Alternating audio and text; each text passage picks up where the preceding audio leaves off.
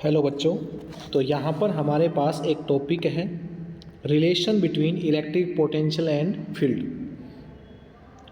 Electric field और electric potential difference के बीच में हमने रिलेशन बतानी है यहाँ पर, और ये टॉपिक इम्पोर्टेंट भी है, तो इसलिए थोड़ा ध्यान से सुनिएगा। जैसा कि मान लीजिए बच्चों, हमने कोई इलेक्ट्रिक फील्ड अप्लाई कर रखा है। पहले आप इसका बेसिक चीज़ जो है वो समझिएगा। ये इलेक्ट्रिक फील्ड दिखने में आप लोगों को पता लग ही गया होगा कि ये एक यूनिफॉर्म इलेक्ट्रिक फील्ड है, क्योंकि यहाँ पर जो इलेक्ट्रिक फील्ड लाइंस है वो पैरेलल भी है और इक्वी डिस्टेंस भी है। ये इलेक्ट्रिक फील्ड लाइंस पैरेलल और इक्वी डिस्टेंस है, ठीक है। और मैं अगर बात करूँ यहाँ से, जैसे कि मैंने मान लीजिए ऐसे यहाँ पर एक फील्ड ले लिया, तो आपको यहाँ पर साफ दिख रहा है कि ये इलेक्ट्रिक फील्ड लाइंस पैरेलल नहीं है और इक्वी डिस्टेंस भी नहीं है, ठीक है। तो इससे क्या है कि यहाँ पर ये जो इलेक्ट्रिक फील्ड है इसको हम नॉन यूनिफॉर्म इलेक्ट्रिक फील्ड बोलेंगे, नॉन यूनिफॉर्म इलेक्ट्रिक फील्ड बोलेंगे। तो क्या होता है कि मान लीजिए हमने किसी ए पॉइंट पर किसी चार्ज पार्टिकल को रखा, क्यू को, और उस चार्ज पार्टिकल को मुझे ए से बी तक लेकर जाना है। तो यहाँ पर वर्क डन किया जाएगा एक्सटर्नल फोर्स के द्वारा। एक्सटर्नल फोर्स इस चार्ज पार्टिकल को ए से बी तक लेकर जाने के लिए कुछ ना कुछ वर्क जरूर करेगा, ठीक है। अब ये जो वर्क होगा, अगर मैं इसको Q से डिवाइड कर दूं, Q यानी कि जिस चार्ज को हम लेकर गए थे, अगर मैं उससे डिवाइड कर दूं, तो बच्चों यहाँ पर हमारे पास इन दोनों पॉइंट के बीच का पोटेंशियल डिफरेंस निकल के आ जाएगा। तो ये रिलेशन हम पहले पढ़ चुके हैं, तो ध्यान से समझना आप। ये एक रिलेशन है एक्सटर्नल वर्क डन जो हमने किया है इस चार्ज पार्टिकल को ए से बी तक लेकर जाने के लिए, वर्सेस इन दोनों पॉइंट के बीच का पोटेंशियल डिफरेंस जो है उसके बीच में, ठीक है। और आप सबको पता है potential difference is equals to work done per unit charge ही होता है। वही रिलेशन हमने यहाँ पर लिखी है, ठीक। तो यहाँ पर हमने देखा कि एक इलेक्ट्रिक फील्ड में दो पॉइंट अगर कहीं पर दिए हो तो उन दोनों पॉइंट के बीच में एक पोटेंशियल डिफरेंस जरूर होता है। अब ध्यान से समझिएगा आप लोग,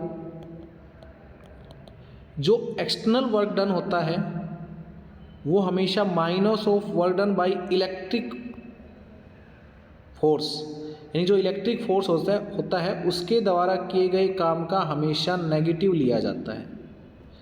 ऐसा भी आप लोग यहाँ से कह सकते हैं, ठीक।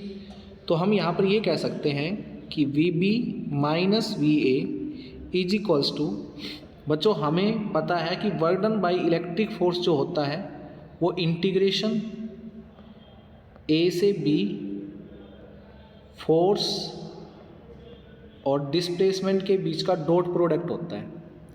वर्क डन का फॉर्मूला आप सबको पता है, फोर्स इंटू डिस्प्लेसमेंट होता है, वही मैंने यहाँ पर अप्लाई किया है। इंटीग्रेशन इसलिए लगा दिया कि अगर कहीं पर फोर्स हमारा वेरिएबल हुआ तो हम इंटीग्रेशन की हेल्प से यहाँ पर वर्क निकाल सकते हैं। तो यही फॉर्मूला उठा के मैं यहाँ पर रखने जा रहा हूँ, A से B force dot displacement upon में यहाँ पर आ जाएगा Q। तो बेटा यहाँ से आप सबको पता है कि फोर्स का क्या फॉर्मूला होता है। जब कोई चार्ज किसी इलेक्ट्रिक फील्ड में रखा हो तो वो इलेक्ट्रिक फील्ड उस चार्ज पे इतना फोर्स लगाता है, Q इंटू E।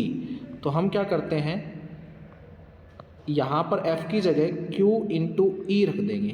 क्या रख देंगे, Q इंटू E। तो यहाँ से नीचे Q है तो Q ऊपर से और नीचे से दोनों जगह से कैंसिल हो जाएगा।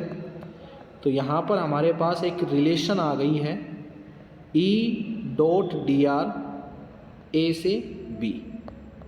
तो बच्चों ये एक रिलेशन होती है potential difference versus electric field के बीच की।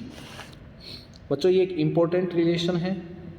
यहाँ इंटीग्रेशन आप हटा भी सकते हैं, ओनली ये भी लिख सकते हो। डॉट डिस्प्लेसमेंट की जगह मैं D ले लेता हूँ। इंटीग्रेशन कब हटाना है, कब हटाना है, जब हमारा इलेक्ट्रिक फील्ड कैसा हो, इलेक्ट्रिक फील्ड कैसा हो, यूनिफॉर्म हो, तब आप इंटीग्रेशन के विदाउट भी इस फॉर्मूले को यूज़ कर सकते हैं, ठीक है। तो यहाँ पर हमने एक रिलेशन ढूंढ ली है पोटेंशियल डिफरेंस वर्सेस ई के बीच का एक रिलेशन हमने यहाँ पर मिल चुकी है बच्चों। अब इसका एक केस आता है, उस केस को ध्यान से समझिएगा, उसी से आपको क्लियर हो जाएगा। जैसे कि मान लीजिए बच्चों हमने यहाँ पर एक इलेक्ट्रिक फील्ड अप्लाई किया है, ये एक इलेक्ट्रिक फील्ड हमने यहाँ पर अप्लाई कर दिया और ये electric field uniform electric field है, साफ दिख रहा होगा आपको, यूनिफॉर्म इलेक्ट्रिक फील्ड यहाँ पर हमने अप्लाई किया हुआ है। अब एक चार्ज पार्टिकल ए पॉइंट पर रखा हुआ है और उसको हमने बी पर ले जाना है, क्यू को। तो डिस्प्लेसमेंट किधर हो रहा है, ए से बी। तो पोटेंशियल डिफरेंस बिटवीन ए और बी निकालना है। तो देखिएगा बच्चों, यहाँ से हमने बी का पोटेंशियल आगे लिखा है और ए का पोटेंशियल पीछे लिखा है, दोनों पॉइंट का पोटेंशियल अलग अलग होगा। तो ये पोटेंशियल डिफरेंस किसके बराबर होगा, E dot A B, dot product आएगा। ए बी क्या है यहाँ पर, डिस्प्लेसमेंट, तो minus E A B value वैल्यू मैं थोड़ी देर के लिए डी मान लेता हूँ। तो मैं यहाँ पर क्या लिख सकता हूँ, मैं यहाँ पर लिख सकता हूँ ई डॉट डी, ये भी लिख सकता हूँ। लेकिन यहाँ पर आपको पता है डॉट प्रोडक्ट आ रहा है तो कोस थीटा ज़रूर लेना पड़ेगा। अब बात ये आती है कि ये जो कोस थीटा है, थीटा यहाँ पर, थीटा किसके बीच का एंगल है, तो थीटा जो एंगल है वो इलेक्ट्रिक फील्ड एंड डिस्प्लेसमेंट के बीच का एंगल है। ये इलेक्ट्रिक फील्ड एंड डिस्प्लेसमेंट के बीच का एंगल है। अब डिस्प्लेसमेंट किधर से किधर हो रहा है, तो देखो बच्चों इसकी पहचान कैसे की जाती है। अगर मैं बी और बी का पोटेंशियल आगे रख रहा हूँ और ए का पोटेंशियल पीछे रख रहा हूँ, तो 100% जो डिस्प्लेसमेंट हो रहा होगा वो ए से बी की तरफ हो रहा होगा। और अगर मैं ए की पोटेंशियल आगे और बी की पोटेंशियल पीछे रख रहा हूँ तो जो डिस्प्लेसमेंट हो रहा होगा वो 100% बी से ए की तरफ हो रहा होगा। ठीक है, इस बात को आपने अच्छे तरीके से याद रखना, यही बड़े काम की चीज़ है। ठीक है, तो यहाँ से देखो डिस्प्लेसमेंट हम बी की पोटेंशियल को आगे लिख रहे हैं और ए की पोटेंशियल पीछे, तो डिस्प्लेसमेंट ए से बी की तरफ हुआ। तो हमने जो एरो का साइन बनाया हुआ है वो इधर बनाएंगे डिस्प्लेसमेंट के लिए, और देखो इधर की तरफ ही इलेक्ट्रिक फील्ड है।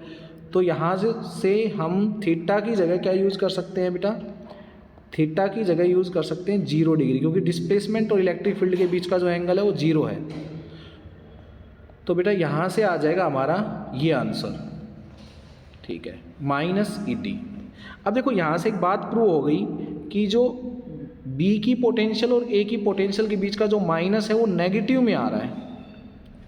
इट मीन्स यहाँ से एक बात और भी प्रूव होती है कि B का पोटेंशियल शायद A से कम होगा, इसलिए आंसर नेगेटिव में आ रहे हैं। तो हम ये कह सकते हैं कि if we move in the direction of electric field, यानी कि हम देखो ए से बी की तरफ गए हैं, ए से बी पे गए हैं, यानी कि इलेक्ट्रिक फील्ड की डायरेक्शन में मूव किए हैं, तो हमारा बी का पोटेंशियल कम है और ए का ज़्यादा है। यानी कि इलेक्ट्रिक फील्ड की डायरेक्शन में जाने पर हमारा पोटेंशियल कम होता चला जाता है। यानी कि if we move in the direction of electric field potential is decrease, यानी कि पोटेंशियल डिक्रीज होता है, इसलिए बी का पोटेंशियल कम आ रहा है और ए का पोटेंशियल ज़्यादा आ रहा है। बच्चों समझ में आई बात? ठीक है, और इस लाइन को आप हमेशा के लिए याद रखेंगे क्योंकि ये आपके साइन वगैरह लगाने में, नेगेटिव पॉजिटिव लगाने में काफ़ी हेल्प करेगी। ठीक है, अगर मैं यहाँ से A potential of A minus potential of B निकालता तो इसके लिए हम क्या करते, ध्यान से समझना। तो यहाँ से मैं इसको ऐसे लिख सकता हूँ ई डी कोस, ठीक है, 180 लिखूँगा। क्यों? क्योंकि देखिएगा, देखिए ये इलेक्ट्रिक फील्ड की डायरेक्शन है और ये ए पॉइंट है, ये बी पॉइंट है, और मैं ए के पोटेंशियल में से बी का पोटेंशियल माइनस कर रहा हूँ। इट मीन्स जो डिस्प्लेसमेंट है हमारा वो बी से ए की तरफ हो रहा है, इधर की तरफ। तो देखो इलेक्ट्रिक फील्ड और डिस्प्लेसमेंट दोनों के बीच का एंगल 180 डिग्री लिया जाएगा। तो यहाँ से कोस 180 की जो वैल्यू होती है वो -1 होती है, जिसकी वजह से यहाँ पर पॉजिटिव के आंसर आ गए।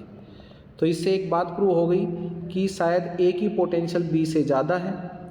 ठीक है, तो हम ये भी कह सकते हैं कि वास्तव में जब हम इलेक्ट्रिक फील्ड की तरफ बढ़ते हैं तो पोटेंशियल डिक्रीज होती है। फॉर एग्जांपल जैसे कि मैं तुमसे कहूँ कि भाई यहाँ पर ये एक इलेक्ट्रिक फील्ड है और हमारे पास 3 पॉइंट दिए हुए हैं ए, बी और सी, तो सबसे ज़्यादा पोटेंशियल ए की होगी, फिर उससे कम होगी बेटा बी की, और फिर सबसे कम होगी पोटेंशियल सी की।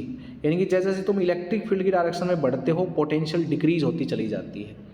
तो बच्चों एक इम्पोर्टेंट रिलेशन थी, आई थिंक आप लोगों को समझ में आई होगी। Thank you.